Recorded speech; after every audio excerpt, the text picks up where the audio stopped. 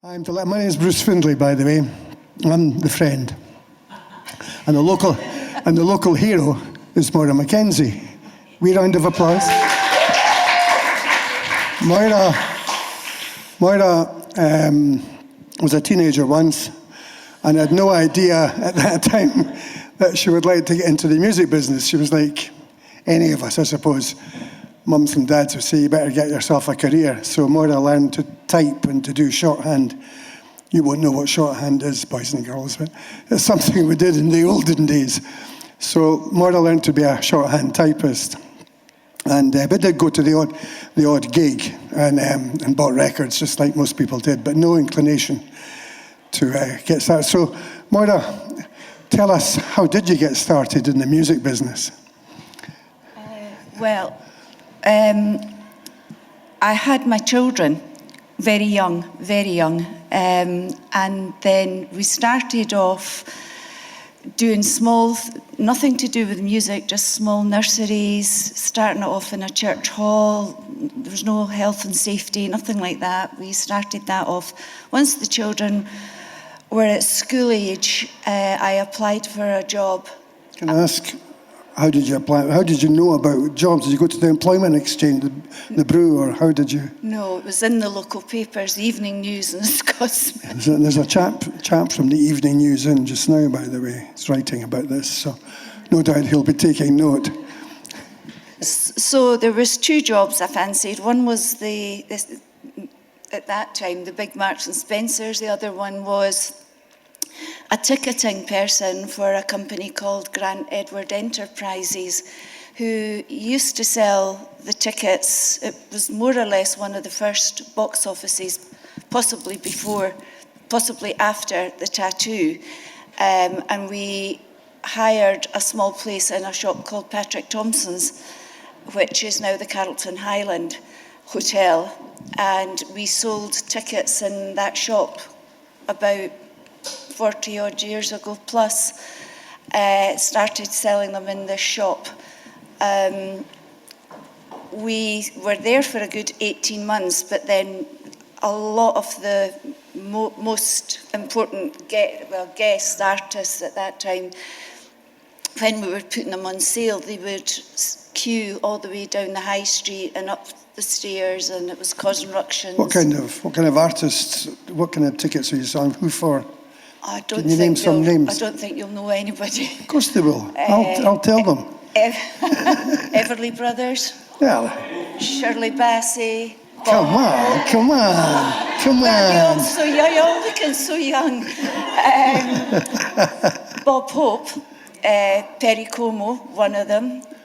So it was that era that it was causing problems. People queuing up, they hadn't seen anything like it. We were always in the news with them taking pictures of the people queuing up. So was Patrick Thompson's pissed off that people were queuing through the shop? Basically, yes. So what happened then? So we rented a place in one of what they call the loggia areas in the Usher Hall. It was the Grand Circle entrance. And we opened up a box office there, which was good because by that time, an awful lot of the concerts were based in the Usher Hall. So we opened up a box office there and I suppose just all the big concerts of the names that you've just given, they would all play the Usher Hall. Yes. Because the Playhouse, which as you know has become legend as a venue, was almost derelict at that time. And there was rumours, I don't know any if you're old enough to remember, but I do, because there was a demolition order on it. And I think the city slapped a B listing or a C listing on it just to save it. Yeah. But it was empty. And then, as far as I know, did John Reid approach you to help him run the box office? Or? Yes, not him indirectly, but the people that were running it at the time, they asked if I could be seconded from the Usher Hall down to do the Playhouse. It was the 3 weeks, the Alternative Festival of Pop. And it was basically to show the folk in Edinburgh that it didn't all have to be highbrow ballet, opera. He did 3 solid weeks. John Reid, to let you know, was a very famous manager, and he managed Queen, Elton John, and Billy Connolly. Yeah. So he had a bit of a roster. He was a little camp Glaswegian. Nice wee man he was. But he was a great manager, and he kind of, as far as I'm concerned, if it wasn't for him having this imagination and doing that, the place could have been place closed. might just never become the sort of rock venue it has for big concerts. It's a great venue, the Playhouse, as theatres go, and it's the last of its kind outside London. Yes, that's true. Very true. So you went. So you were seconded, if you like, to work there. Yeah, down there for 3 weeks. We had Richie Blackmore's Rainbow, but without the rainbow because we couldn't get the rainbow in. We had great nights with Elton John, Kiki D. What's his first name again? Johnston? David Johnston. Yeah. We had Peter Straker, we had Billy Connolly, we had Queen for 2 nights. It was fantastic. I mean, it really gave us Edinburgh folks an idea of what a big, great concert venue could be like. I mean, we were jealous of Glasgow at that time, had the Apollo, which you'll have heard of, and that's where all the big bands. I mean, it's the same today. All the big bands tend to go to Glasgow, got bigger venues, and it was the same then. But suddenly, and this is before the SEC, and and the armadillo, and all that sort of shite. But what we have in Edinburgh was the Playhouse, which was on a par with the Apollo, not quite as big, but much nicer. Yes. It's Edinburgh, for goodness sake.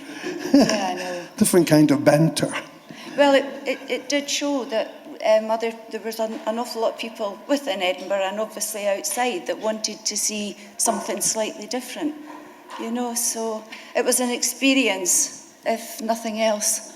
So did you then take a job at the Playhouse at that time, or were you still with the Usher Hall? I went back to the Usher Hall. And did you not become the manager? Were you the manager of the Usher Hall? That was later on. That was later on. I went back to the Usher Hall, and then, just as you say, I think it was Lothian Regional Council, they decided they wanted to keep the Playhouse open. They realised Edinburgh needed something, and they were still toing and froing about, are we having an opera house, are we not, are we having and they're still toing and froing. But sorry. Oh, there you are, just so I can hear you. You've put me off. So you were talking about, we were toing and froing with a new opera house. So yes. And then there was talk of the Playhouse. And then they brought in a manager from down south, and an assistant manager, and then I was approached to see if I wanted a position as the box office manager in the Playhouse. So I started there in 1979 until 1987, and that was a really, really good time. Mostly, to begin with, it was a lot of heavy rock, and we had the nightclub up the stairs, which was quite unusual for Edinburgh, but it was a good place, but the concerts were just Did any of you out there go to the nightclub? Have you heard of the nightclub? Yeah. Tam. Well, Tam's old enough to remember. Tam Coyle, ladies and gentlemen. Legend in his own head. The nightclub, by the way, was actually fucking brilliant. And it was the top floor of, you can imagine the Playhouse, the front of the Playhouse. Top floor, and so you had to go the steps to get to it, but it was a great club. I think Regular Music did most of the gigs there, actually. They sort of opened it as their go-to venue. It was their King Tut's, and it was hugely successful. But the Playhouse itself, I mean, you must have worked with some amazing artists at the Playhouse in that period. Yeah. I mean, you were seeing a lot of heavy metal and... Yeah, we had a big mixture. Because that, as I say, was where one of the, we had a lot of a big mixture, but we had amazing, Did you ever have any run-ins with tour managers or the managers, or Yeah, there when I was heard a wee one. story about, was it Whitesnake? Yeah. Can you tell It us? Can you tell was us that? Can you indulge us? And I'll not Moira had to mention do any names. Moira had to do settlements as the box office lady. Lady. You're right. So you sold 5 tickets tonight. So here's your 10 quid or whatever. It's £2 a ticket. You know, that sort of thing. I think we sold 6 tickets. Yeah, he was a very angry tour manager. I don't know what had gone wrong during the day, but it had built up and built up. And we were doing the settlement, and as we were coming out down the stairs in the Playhouse, he pushed me, and I ended up with a splintered coccyx and in the hospital. Yeah, he was taken off the tour, but it wasn't a very nice time all over. Did you win the argument? Well, sort of. He went. But there was another wee story about the Playhouse. Playhouse seats about 3,000 people for it. Oh, there you go. 3,028. And on a good night, 3,128. Because out of, I think maybe when you were in hospital or something. Yeah, but when I was in the hospital, unknown, and this is obviously very truthful, unknown, there were another two rows of seats put in, 54 rows, 54 times 2, which was 100. 108. Yeah. So, unknown to me, another promoter came up and had counted the rows and asked me about the two extra rows. And as you knew nothing. I knew nothing about it. So that was the kind of start of big, like the interviews, people looking to see what was going on, and then it was more or less the demise of the management at that time. I was still kept on. We had a 2-week court case, which was awful for the staff. But the thing was, we had to go to court, sit there, wait to see if we were called up, be in the box, get asked questions, and then come back and do the concerts at night as though nothing had happened. Yeah, sure. No, but it's quite, I think it's quite daunting. I mean, being an ex-manager myself, I mean, settlement time could be quite stressful. You know, the tour manager sitting with the venue operator, you know, the box office, IEU, especially the box office. And going over it. And a lot of tour managers could do with learning a bit of diplomacy as well, though. But I mean, I had tour managers just presumed you were ripping them off. Not you personally, but the whole. They wanted to see. So there was. I don't trust you. I want to see every single ticket stub and all the rest of it. But of course, in those days, you've hit the nail on the head. It wasn't like computers. So you had to find a really good printer, one that you trusted. So you would get the printer, you'd give him all the details, and then back came a 3... That better? No, sorry. He saw me looking at you and he was saying, she's great, leave her alone. Fuck off, Findlay, leave her. So we had to get a really good printer. And the books came in, and then it would be row A, 1 to 24. So you're going 24, so you had the whole, for every show. So when you were selling tickets, you had the stubs, and the stubs all had to be counted.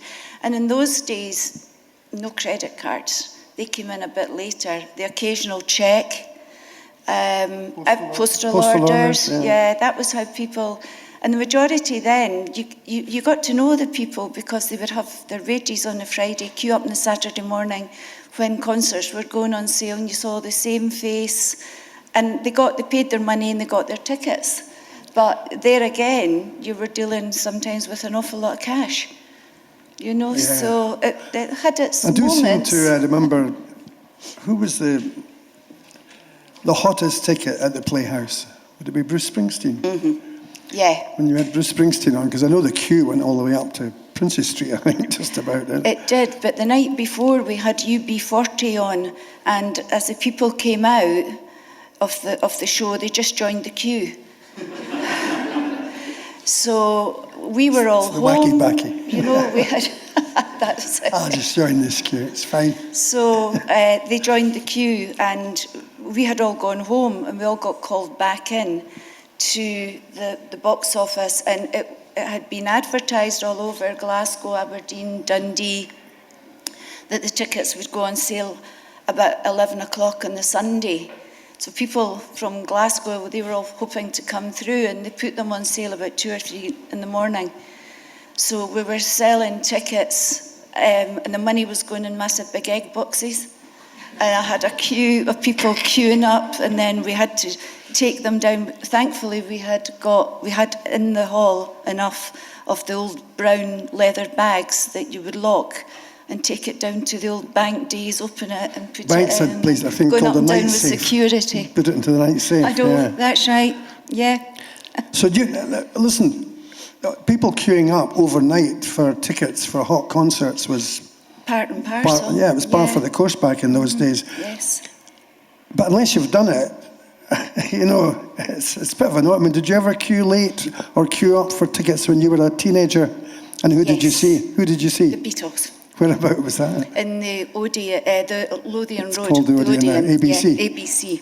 So you queued for that? 1964, I ran away from school. Fantastic. Yes. It's funny because I was asking Moira earlier. I said, you know, so was music a hobby of yours when you were younger? And she said, no, I didn't have any hobbies like that. And then later I said, so you never saw the Beatles? Oh yeah, I saw the Beatles, and I did buy records. So I know. it's just you had no notion of going into this business. No, not at all. It's quite good to know that you did queue for tickets. I know. And screamed your head off, no doubt. Paul. You didn't remember much about it. When we were outside, I always remember right opposite there was a funeral parlour thing, and to be honest, the majority of us that were all queuing up had all gone from school. You know, there was the odd mum or dad sitting there doing it for their children. And we used to sit and watch and work out, oh, that's going in that, what's in that car? Oh, what's in that? Oh, that's a dead body. You know, and we're all sitting there thinking, my God. The biggest number of fans the Beatles had in those very early days were girls, though. Yes. Young girls, oh, gosh. screaming. Yeah. I mean, boys had discovered the Rolling Stones by that time. Yes. And they didn't realise just how good the Beatles were, but that's because you couldn't hear them. No, that's true. That's all true. the screaming, yeah. But that's quite an experience, having at least done all that queuing, and you probably queued for hours. So back to the Playhouse. Sorry, we'll jump another 20, 30 years, That's you know. all right. So the Playhouse. And then you went back to the Usher Hall. Yes. I left the Playhouse. I did a stint with an old school buddy of mine, David Murray, and he opened a venue out in Livingston called the Forum. And it started off mainly to do with these basketball teams. He was sponsoring Stephen Is that David Murray that owned Rangers? Yes. Say no more. I wasn't going to mention that. No. So we tried to bring out some concerts, but through Regular at that time, David Bowie decided that he would play out there as is in Tin Machine, which caused a massive outcry. Yeah, it was good. I was back to the box office then, still counting money and putting it back in boxes to get it banked again. Yeah. So that was with David Murray and Ingalls. Yes. That's nothing to do with the Usher Hall, though. No, from there, I was asked to join the Glasgow Royal Concert Hall when it opened in 1990, the year of culture. Is that right? 1990? Yes. And we opened the concert hall, and once again, Regular Music put in the first 3 shows. And Mark, you can correct me on this, but it was the Blue Nile, wasn't it? Yeah, it was the Blue Nile. 3 nights, sold out, and that was the start. So I was there for 2.5 years. They were looking for the first manager in Edinburgh, because at that time the hall was council run, and it was really only a caretaker who would open the doors when the orchestras... This is back to the Usher Hall. So I applied for that. So I've kind of done the full lot and came back to the Usher Hall. And of course, because of your dealings with Ticket Agent and then the Playhouse, you must have got to know all the promoters. You know, like Regular Music and Dance Factory and Tim Parsons from MCP and people like Harvey. that, and others. Yeah. Is there not a Harvey Goldsmith story? Did you not tell him to go out and get stuffed or something, Harvey Goldsmith? Yeah. It's great. I'd love to have told Harvey Goldsmith to get stuffed. It was the night that we had put on the Bruce Springsteen, and the queues were outside. We had police there as well, and he came to the door, and it was just a small door. He's banging away, and he said, "Can I get in?" And I said, "No." No. And of course he said, "I need to get in." I said, "You're not getting in." Well, you know, I had about 14 staff, and there was the amount of money. You didn't know him? I don't know, I hadn't seen him So he before. was just Joe Bloggs, But anyway, he managed to get in, and then about half an hour later, I got a call from the manager at that time, and he asked me to go up, and there was this man sitting there, and he said, "Did you refuse him entrance?" And I said, "Yes." You know, I said, I apologise sincerely. I said, but it's mental down there. I said, and I've got a lot of money in the box office, and, you know, I didn't know him from Adam. But he would probably appreciate that, I hope. No? I thought it was a P45 job. Anyway, the show and that went ahead. Amazing show. Amazing. Well, I'm proud of you telling him to get stuffed. Oh, yeah. On your bike, mate. I don't think he's ever forgiven me. Yeah.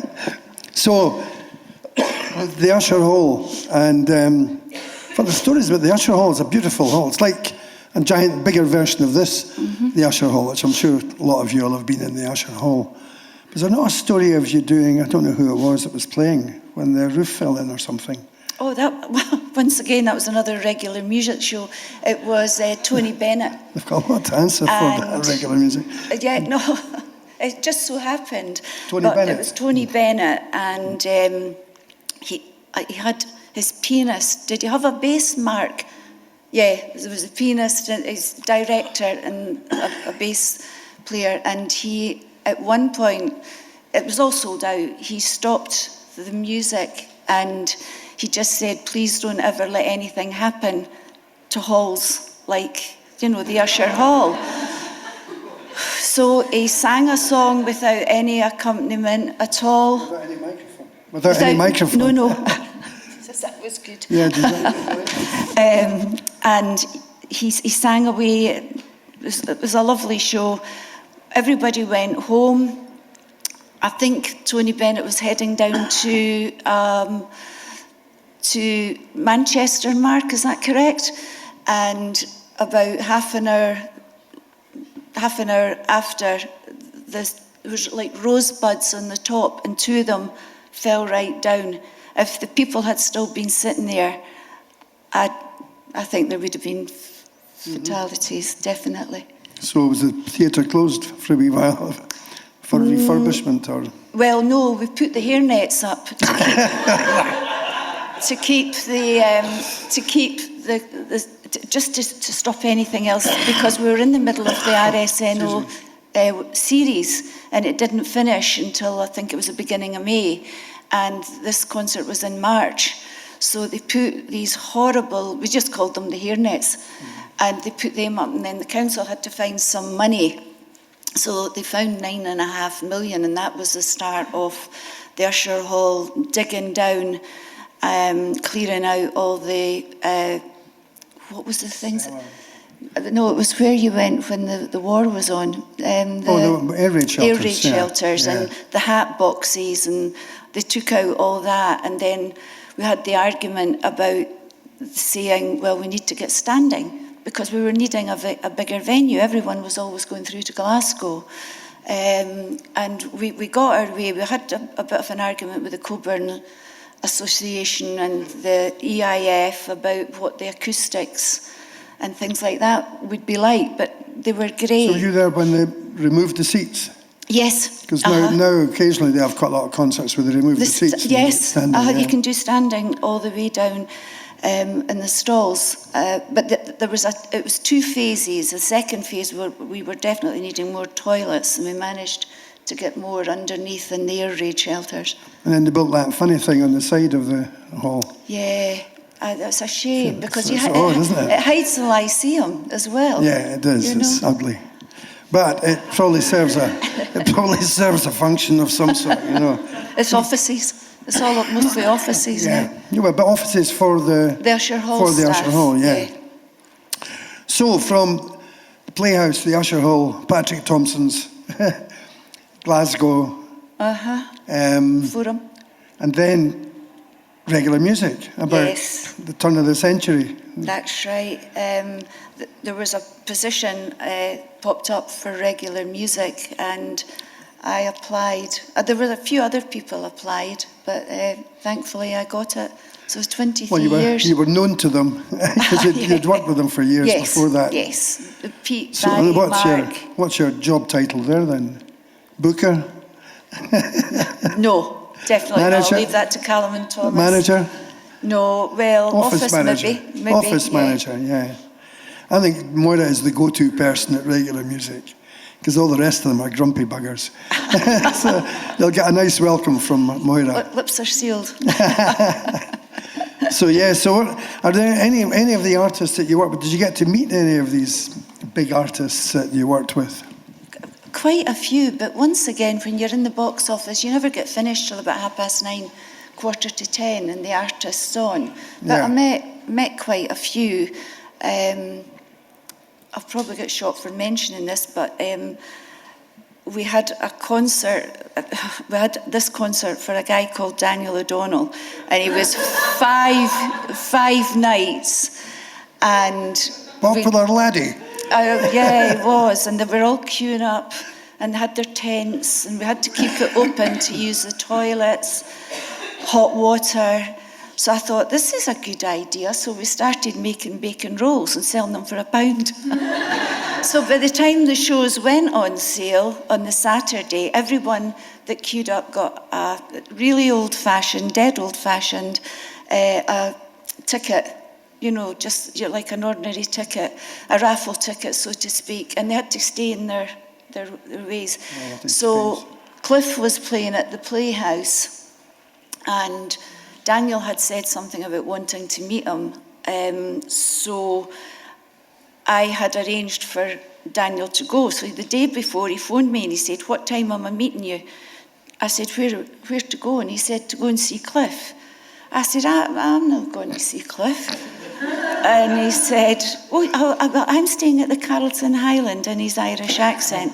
So very quickly, I went to pick him up. We walked to the Playhouse. There was no peace, not for me.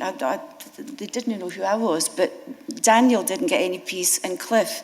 After that, we went for a bite to eat. So there was What, you and Cliff, Daniel? Oh, no, and Cliff and Daniel Cliff. and Cliff's manager to, I think it was called the number 9 or the number 21 down in the new town. Yeah. That's where Cliff was staying. It's mentioned in the books that they've written. Both of them have written. So. And they're two of a kind. Like they've got similar kind of fan base. I was a wee bit. I was a wee bit of the odd one out there. They're nice. They've become. I mean, Cliff became a sort of mum's favourite the minute he did Living Doll. You know, that was it. Yeah. He had one great record before that. Yeah. Move It, which was fabulous. But so Cliff Richard. So did you not meet Bruce Springsteen? No. No.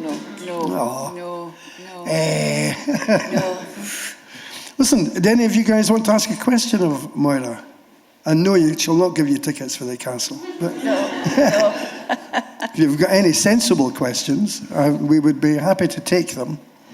And there's a lady with a microphone up there.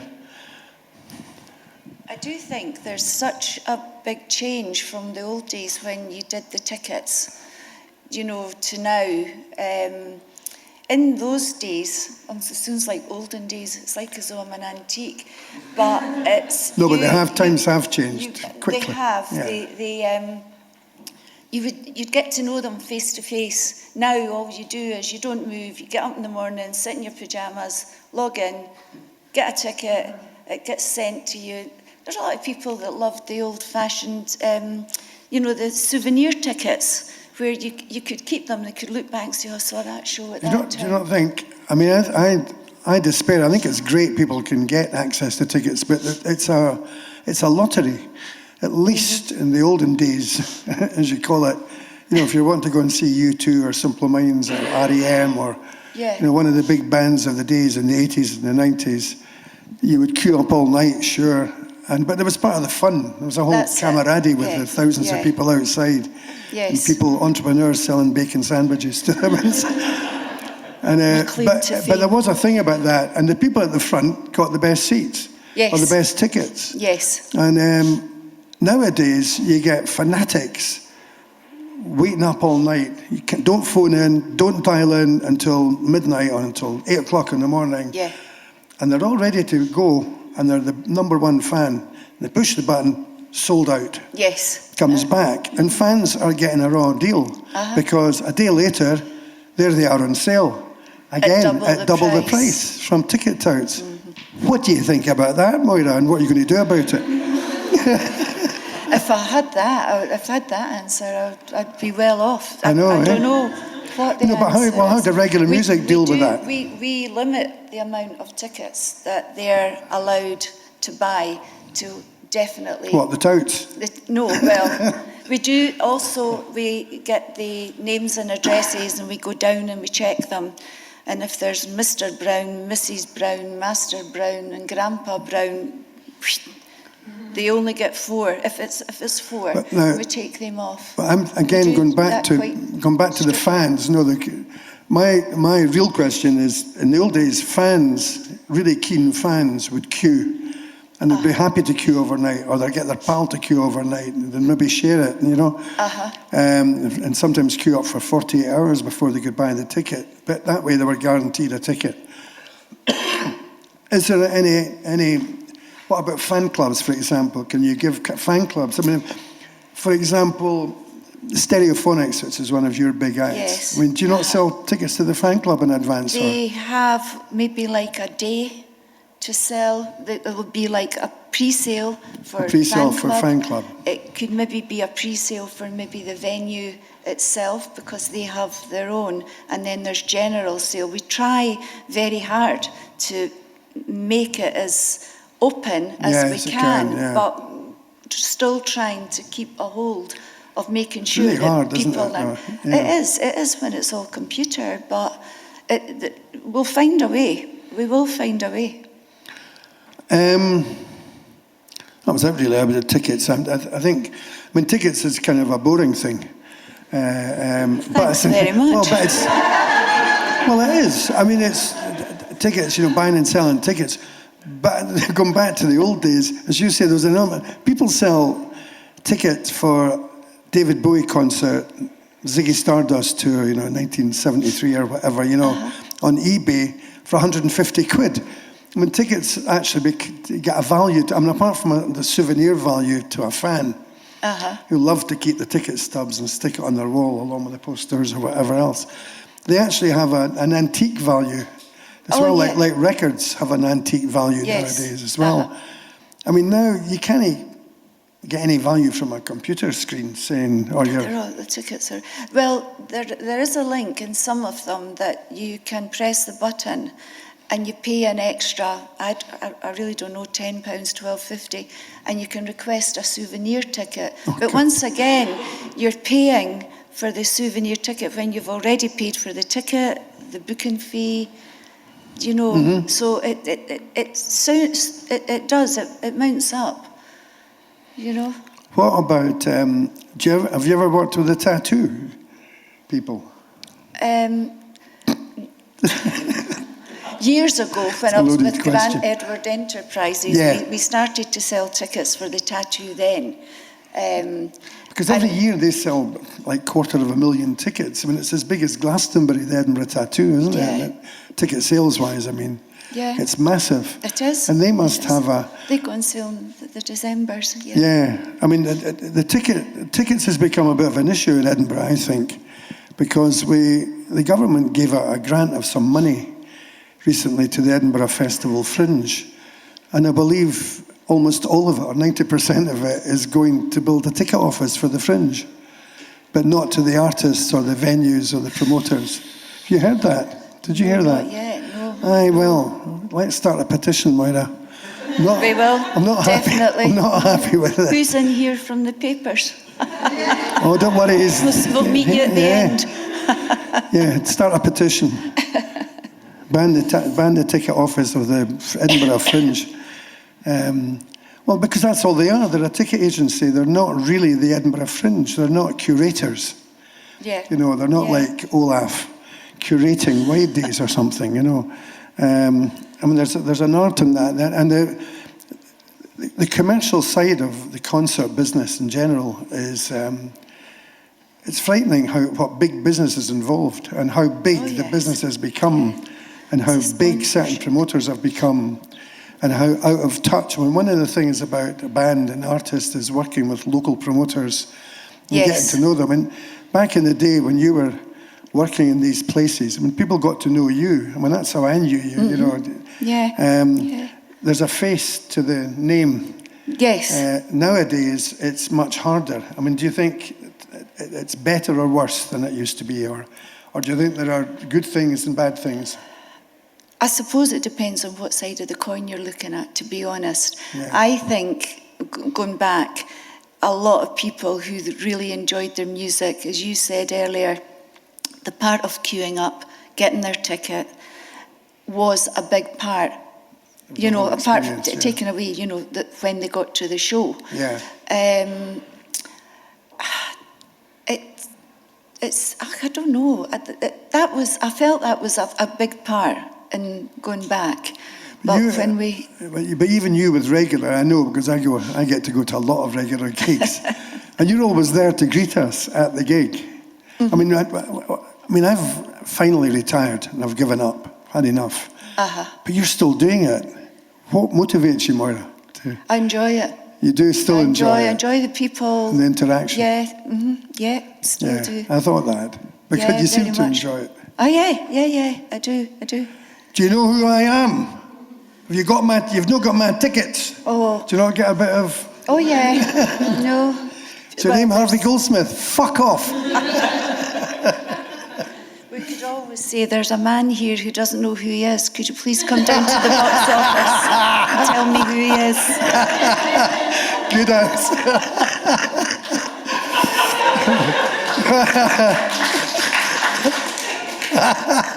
You have to have an answer. You do have to have a face for every day of the week. Everyone's taking note. That's going to get used from now on. Yeah, be soul. Do you not know who you are? No. Come on, have a wee cup of tea. Oh, that would be good. Well, listen, unless you've got any questions to ask, ladies and gentlemen, or unless Moira wants to tell us some dirty stories about... But she said, look, I can't kiss and tell. But I'll tell you one thing. No, We've got too many shows on this year, and if I was locked up, I think it would be a P45 job, so I'll keep quiet. Well, here's somebody who would like to ask a question. Hi. Hello. Hi, Denise. Really, really interesting. But what I was wondering when you were speaking about your interactions with other people is how your gender played a role through your career. And I'm just wondering if there was ever a time when being a female was an advantage or when being a female was a disadvantage. Good question. Misogyny. Well, the time that it did go wrong for me was when I landed up on my coccyx down the stairs.